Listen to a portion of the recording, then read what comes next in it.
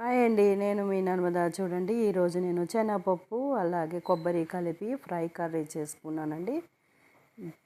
Gravy కాదండి, ఇది fry, ఎగ్జాక్ట్గా ఫ్రై కర్రీ అండి. మంచి కాంబినేషన్ అనమాట. చూడండి, ఎంత తిన్నా తక్కువే అన్నట్టు ఉంటుంది. తింటున్న కొద్ది కూడానా స్నాక్స్కి కూడా చాలా ఈజీగా తినేయొచ్చండి. అంత బాగుంటుంది. అలాగే పిల్లలకి పెద్దలకు కూడా బాగా నచ్చుతుందండి. చూడండి, ఇప్పుడు దీనికి నేను శనగపప్పు సరిపడా తీసేసుకుని కుక్కర్లో కాకుండా బయటనే కొంచెం ఉడకబెట్టేసుకున్నానండి. చూడండి, కొంచెం మెత్తగా కాకుండా పలుకుగా కూడా ఉడకబెట్టేసుకోవాలి. అలాగే పాన్ తీసుకొని సరిపడా ఆయిల్ వేసేసి కొంచెం ఇంగువ కూడా వేసేసుకున్నాను. అలాగే జీలకర్ర ఆవాలు కూడా వేసేసుకున్నాను.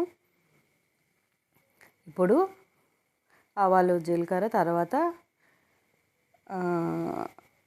వెల్లుల్లి రెబ్బలు కూడా కచ్చాపచ్చాగా దంచేసుకుని వేసేసుకున్నాను. ఇప్పుడు ఎండుమిర్చి పచ్చిమిర్చి కారం కోసం వేసేసుకున్నాను. అలాగే కొంచెం కరివేపాకు కూడా వేసేసి కొంచెం వేయించేసుకుందాం.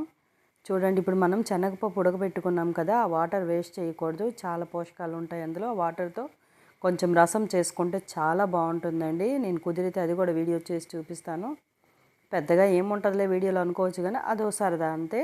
బాగుంటుందండి, రసం వేస్ట్ చేయకండి, అది కూడా బాగుంటుంది.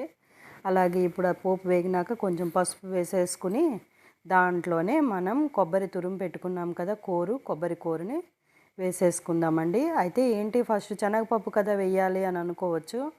కాకపోతే అందరూ కూడా కొబ్బరి కూరని పచ్చిగా తినడానికి ఇష్టపడరండి. కొంచెం కచ్చాపచ్చగా తగులుతుంది కదా.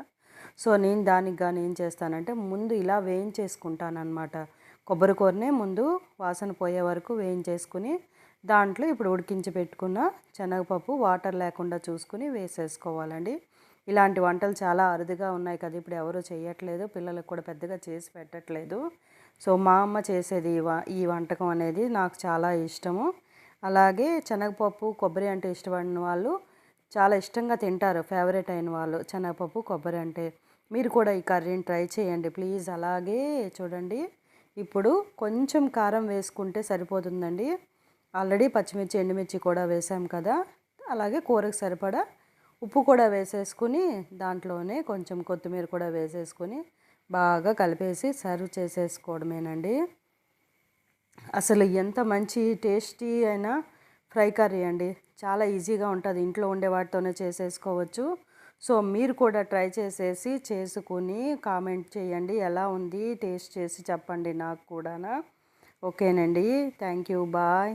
అలాగే మళ్ళీ వన్స్ ఇంకొకసారి రిపీట్ చేస్తున్నాను, ఎంత సూపర్ అంటే సూపర్ అండి.